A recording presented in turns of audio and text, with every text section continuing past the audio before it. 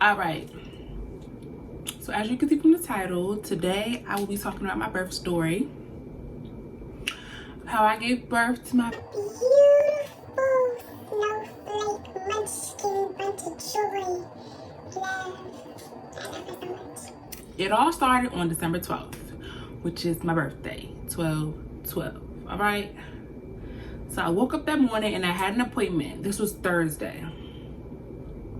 I went to the doctor's office and they scheduled me to have a sonogram because that week I was 41 weeks. So I got to the doctor's office and I did my sonogram, and the sonogram lady, or the sonogram miss, whatever you call her, she told me that my amniotic fluid had failed its test, meaning I didn't have enough amniotic fluid in my sac where my baby was. So she said, yeah, you failed it, but I didn't really think anything of it. I was like, okay, like I didn't really know the severity of it. So after the sonogram, I went back into the waiting room and I went to go see my doctor. And my doctor, she came in and she told me, she was like, don't be mad, but I'm gonna send you to get induced today. And I was like, yes, thank you, Jesus. I've been waiting forever. Like, I've been waiting for this girl to come forever. Like, this 41 weeks of pregnancy felt like eternity. I don't know, because I was so like pressed to meet my baby, or I don't know, but it felt like forever. So when I heard those words, it was like the bells of heaven were ringing.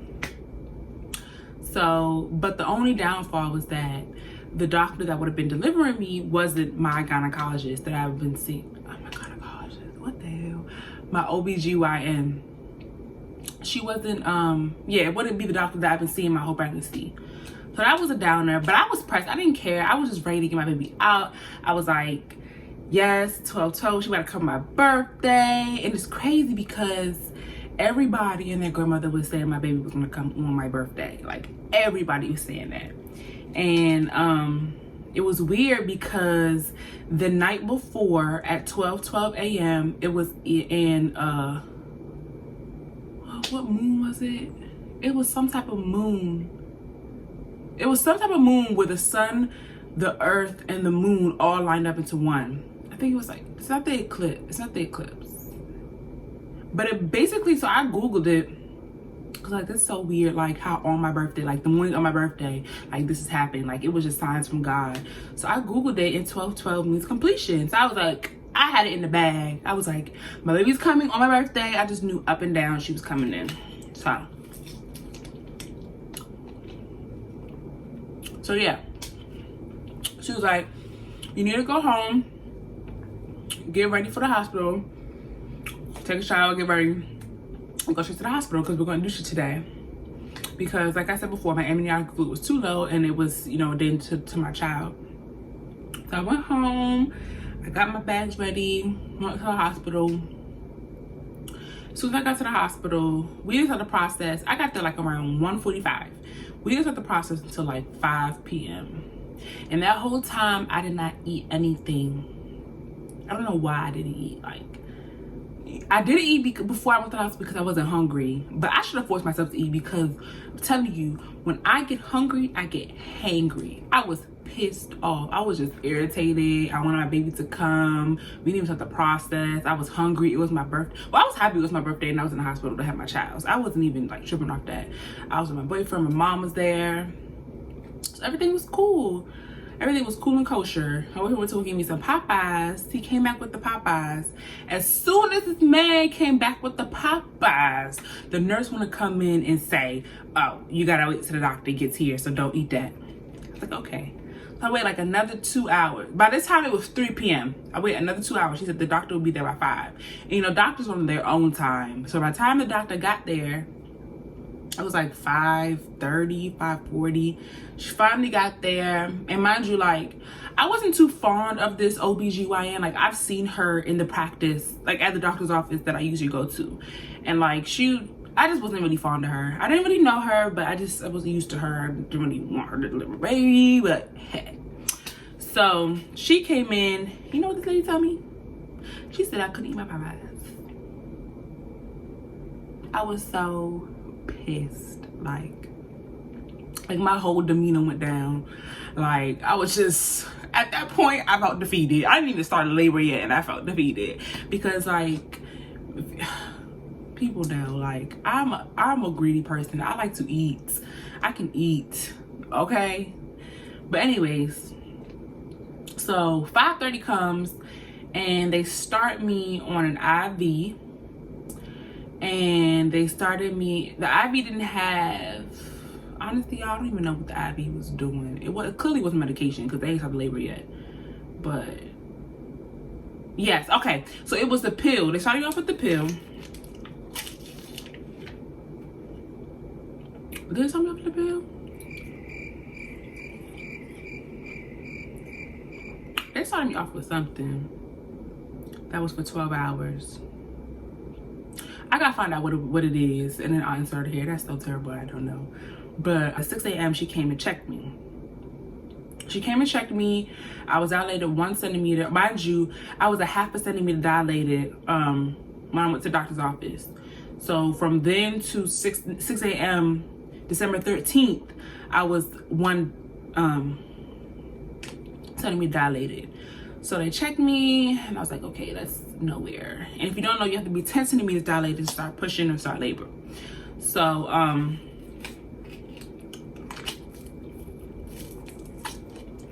sorry, y'all. Ugh, it's hot in here. So that's on me. Well, I do got this. But I like this, so it's cooling me down. But anyways, 6 a.m. came. I was only 1 centimeter dilated. And after they checked me, she said, all right, we're going to start the Pitocin. I believe the Pitocin is the pill. I'm going to insert it, but they started me on a pill. It was 8 dosages of the pill. It was like tiny little pieces that they like cut up. They gave me 1 dosage, and then they gave me the second one. Nothing happened.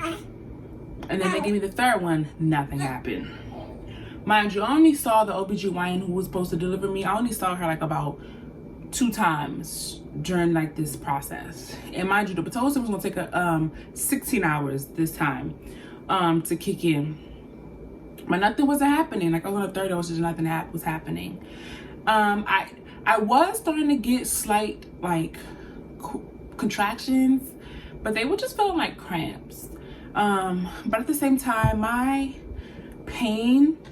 tolerance for pain is very high, so it could have been like strong contractions, but it really felt just like strong cramps really, and it was bearable. I didn't ask for any medication or anything. So by this time it's like 11 a.m. December 13th. I would say 12. It was like 12 noon actually. And God just sent down one of his angels, because guess who walked into the door? My OBGYN. Ooh, the one who took care of me like the whole 9 months. So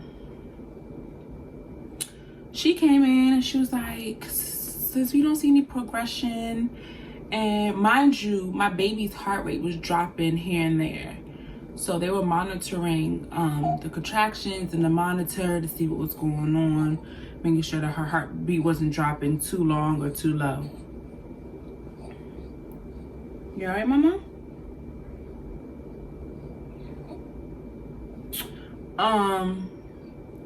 I got this blanket on so you don't lay on this. I don't want you to lay on this. You tired. My baby is tired. Okay, so she came in and she's like, we're not seeing any progress, so we're gonna try the balloon.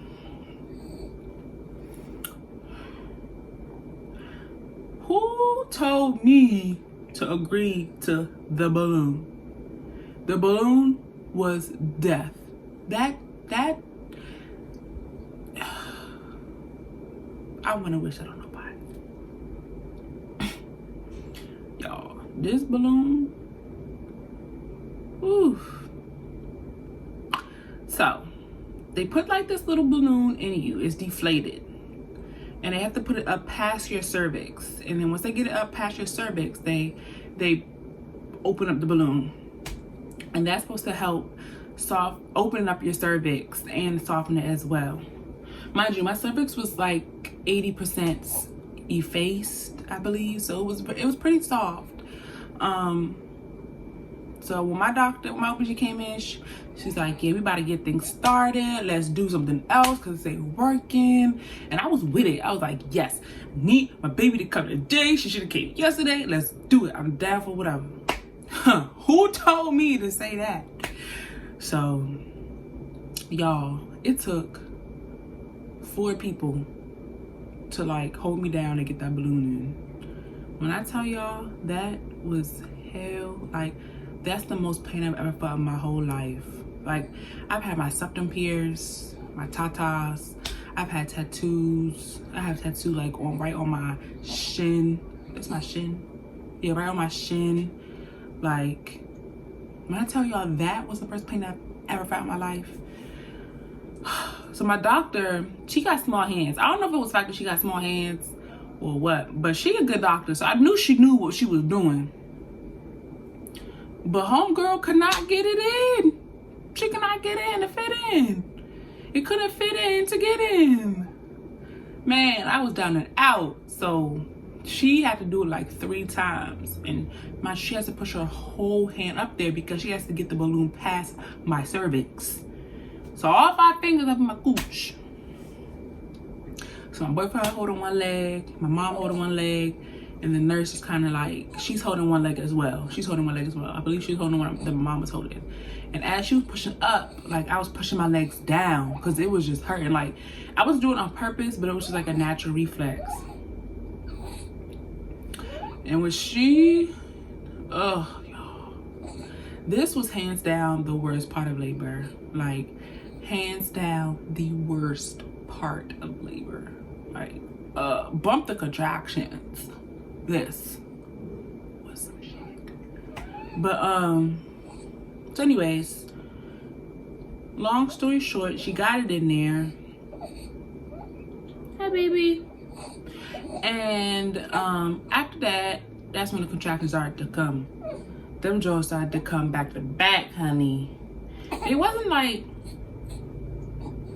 they were painful, but they weren't like I'm about to die painful. Now it was to the point where I needed everybody in the room to shut up. I needed the room to be quiet.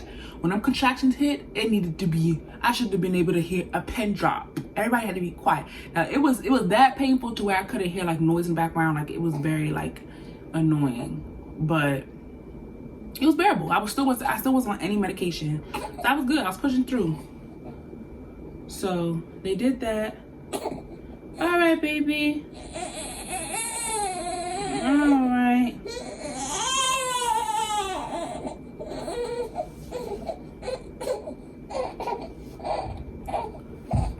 All right. All right. Is my baby tired? I know you're not hungry. All right.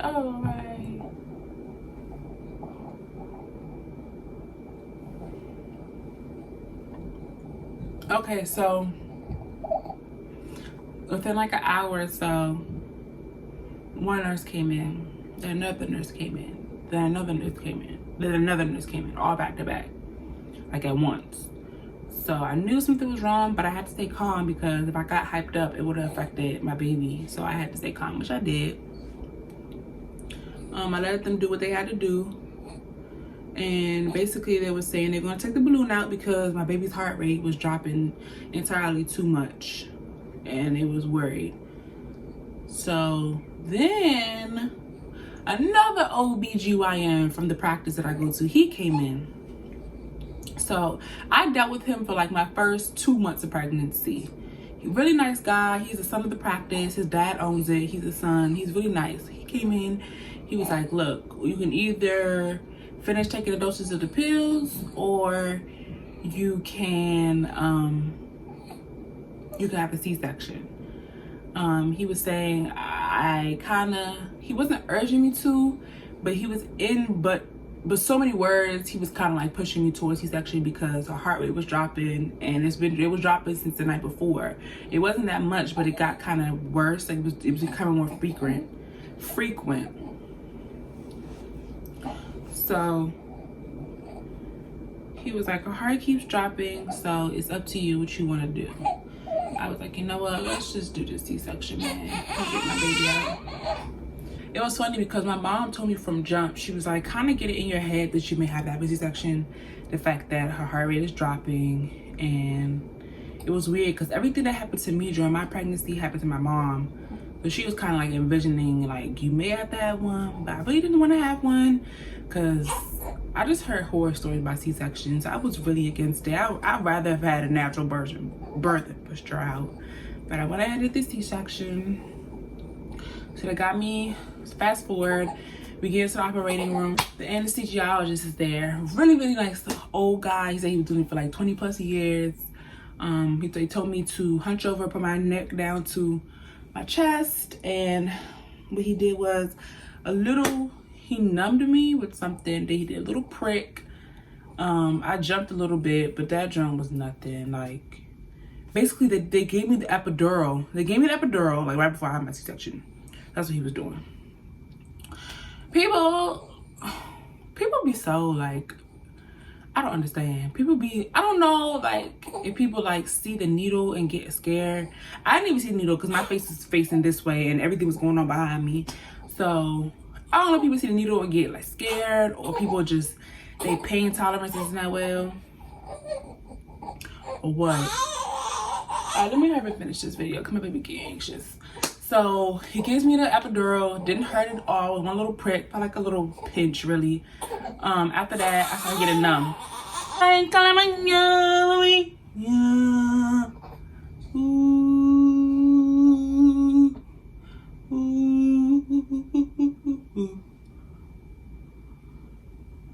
I would be so cute, y'all.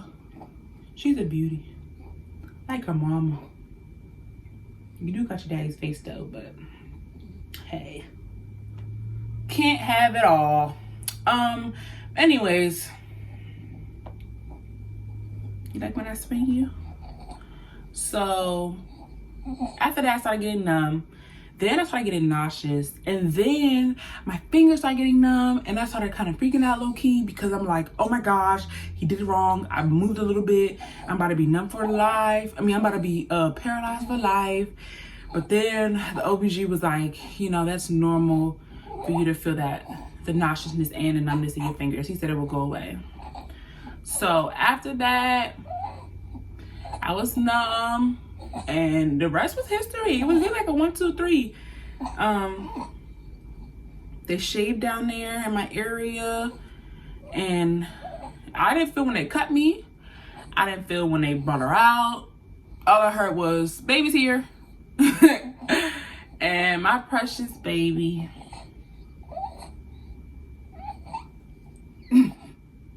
Amy, you funny. She was born on December 13th at 4:39 p.m. 7 pounds, 6.6 ounces, 20 inches long. Yes, my precious baby. I love her so much. God has really blessed me with a wonderful child, wonderful gift. It's a pleasure being her mother.